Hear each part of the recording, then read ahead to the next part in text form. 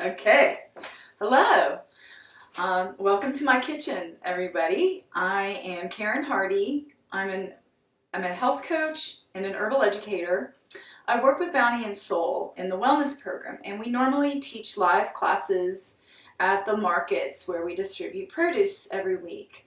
Since that's not happening right now, we wanted to go ahead and give you guys a little bit of education and inspiration from our homes. So I hope you enjoy today's lesson. We're going to be talking about teas for stress, and I'm also going to demonstrate how to make a basic infusion. Let me just adjust this so you can see what I'm doing a little bit better. There we are. A little too much. Cuts my head off. Okay.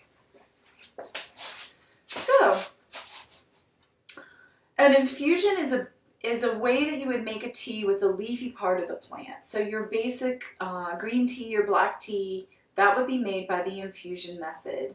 Also something that looks like my daily stress blend that I have right here. It's all the leafy aerial parts of the plant. So the infusion method works great. And that's where you just basically need the water to be hot, and then you let the herbs soak in the water. And that's the infusion. So this just came to a boil just before I started the video. So it's settled down a little bit, which is ideal. The perfect temperature is just under boiling. So let it settle for a moment after it boils, and then you'll be ready to go ahead and infuse the herbs. What we're doing with the tea is we're making an extract, right? So my method of measuring for teas is not very scientific. It is the old school, the way my mother would have done it. A couple of big handfuls for this amount. I'd say it's about 6 cups. So that's probably 2-3 tablespoons. So let's say I went 6 tablespoons for 6 cups. It's about a tablespoon per cup. And that's on the top end. Anywhere between a teaspoon and a tablespoon is what most people recommend for your dosage in terms of your amount of herb per water. So you want to play around with that a little bit and find, just do it to where it tastes the best to you. That's really what works best. It's your preference. So now the length of time that you would let it steep, another debate, but most of the experts will say 2.5 minutes is kind of ideal. I typically don't time it. I'll let it go a little bit longer. I like my tea strong, and I don't mind the bitter components, which are actually good for your digestion. So, but if I'm having company, or if I really want to thoroughly enjoy the essential oil components, any of the oily components of the plant are going to be more sensitive to heat. So 2.5 is perfect to get that broad spectrum of nutrients. We're just going to time it, and I'll show you my tricks later on. Before we get started on talking about the plants and themselves, I do want to let you know about a couple of cautions to be aware of, okay? So one of the big cautions is when you're first starting something new, you want to make sure that you start with a smaller amount so you can check for reactivity. Reactivity would be like a headache or a stomach ache. It just doesn't make you feel right. Something feels off. It just doesn't. You don't like, sometimes it may not, you can't say that it's just because you don't like it, but it just doesn't feel good when you drink it. That's the difference. It gives you a rash, gives you a headache. So just back off. If that's the case, then that's not the plant for you. You can try a different one. It's a little bit of trial and error with these nervines, the plants that are known to calm our nervous systems. Some work well for some people and not for others, and then vice versa. So you just have to figure out which ones work best for you. The other caution is, of course, if you're on any kind of medication or you have a condition that you need to check with your doctor, please do.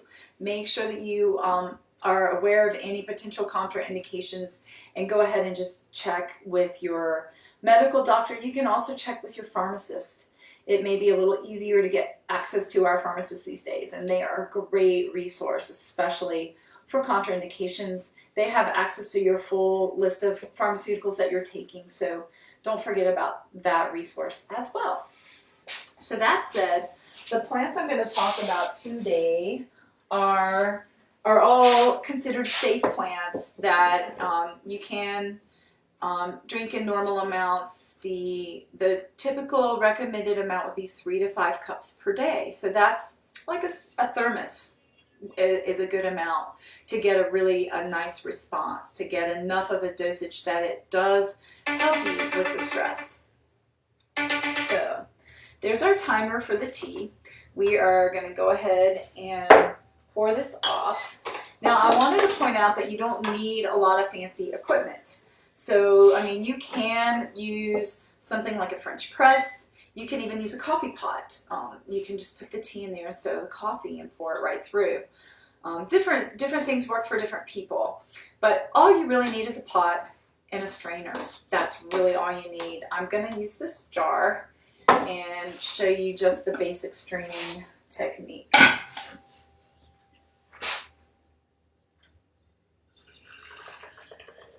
Pretty simple. I really like the jar method for people who prefer iced teas. You can leave some room for ice. That's, you know, maybe a little too much room, but go ahead and let it cool off, and then you can refrigerate it and you can take it with you and ice it later. It's really a great way to go for the folks that prefer the ice. Now I prefer my tea hot. So if you're a hot drinker like me, the thermos works really well. And I like to just set myself up with a thermos, and I will take it to work with me and have hot tea throughout the day. And I get my therapeutic amount of my daytime stress blend this way. And this works really, really well. You may notice I'm using a coffee cone. And this is a really great method because the cone is, you know, it fits right inside of the thermos lid perfectly. This doesn't work as well if you were trying to put it into a jar, like I've recycled a kombucha jar for some tea. So in that case, if you wanted to use something small like this, you can make that work with a funnel. You can just use the funnel and then put the strainer right in there. I would typically do this in the sink where I can set it up, but you get the idea, right? So those are some tips for making it easy to have enough tea to actually get a significant dose throughout the day and have it make a real difference in terms of how it helps you with your stress levels.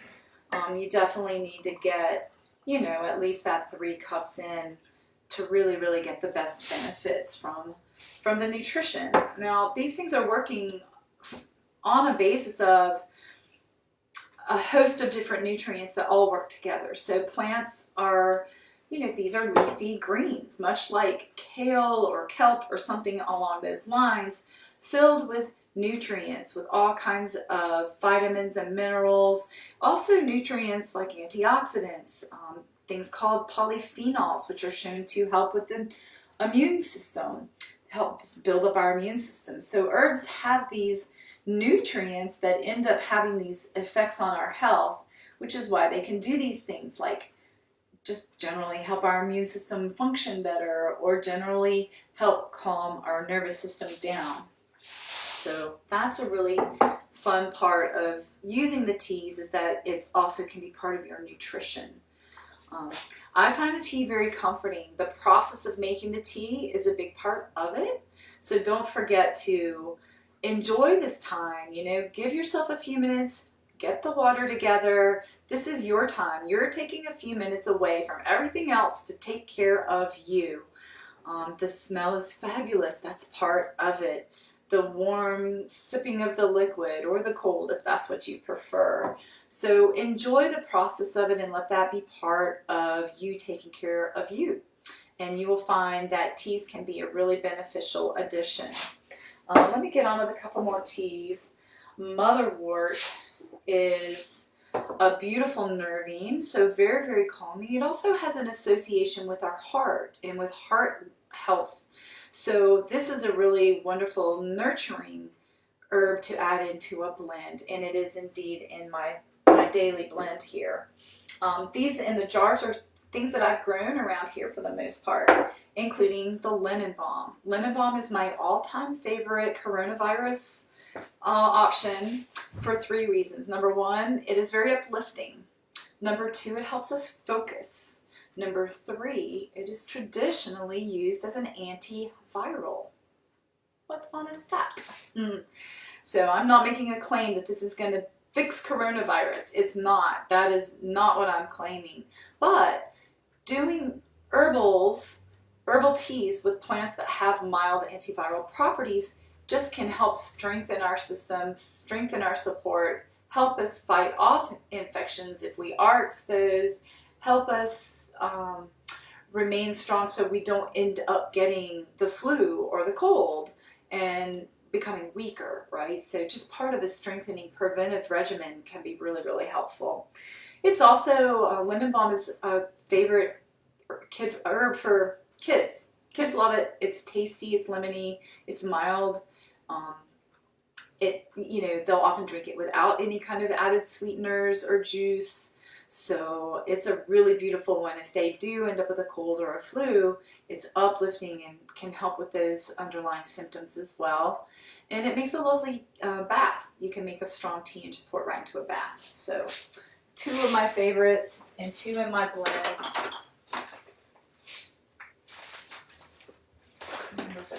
Straw. So another all-time favorite for stress is the Holy Basil. And this is another delightful flavor. Most people really enjoy it. Here I have gotten it bulk from a company called Mountain Rose Herbs, which is a great place to order herbs since we're kind of stuck at home. Once the stores open back up, support your local co-ops. We have a wonderful co-op downtown called French Broad Food Co-op. We also have a store called the Herbiary here in Asheville, and they carry a lot of bulk herbs there as well.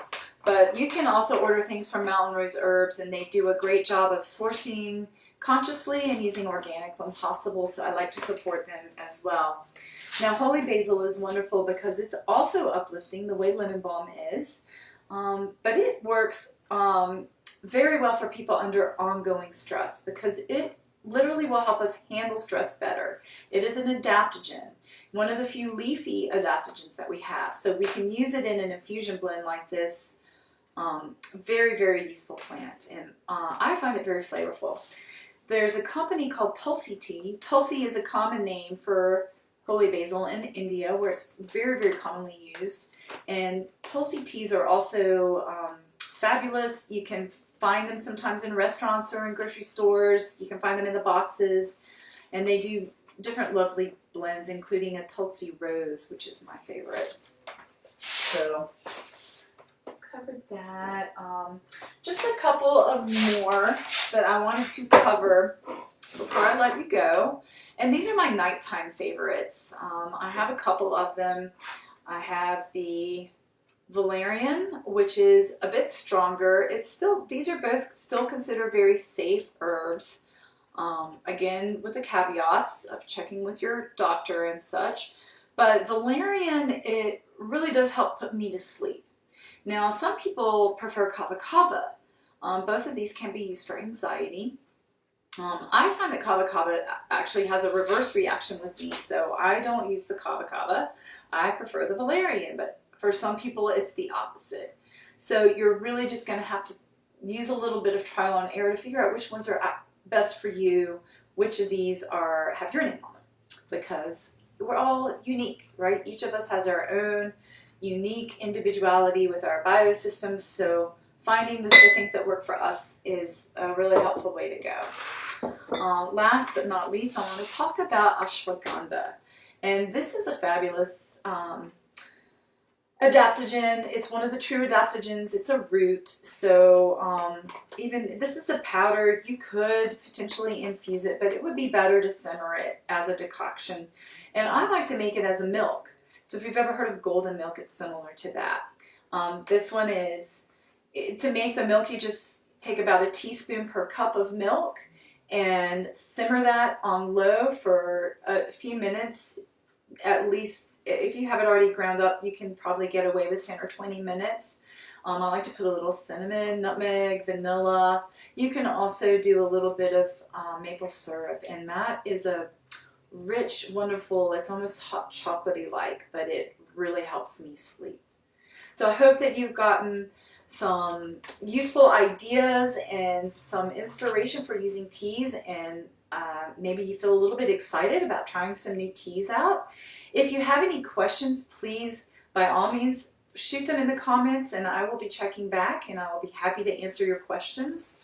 You can also find me at sweetriverwellness.com. I am on Facebook and I am on Instagram.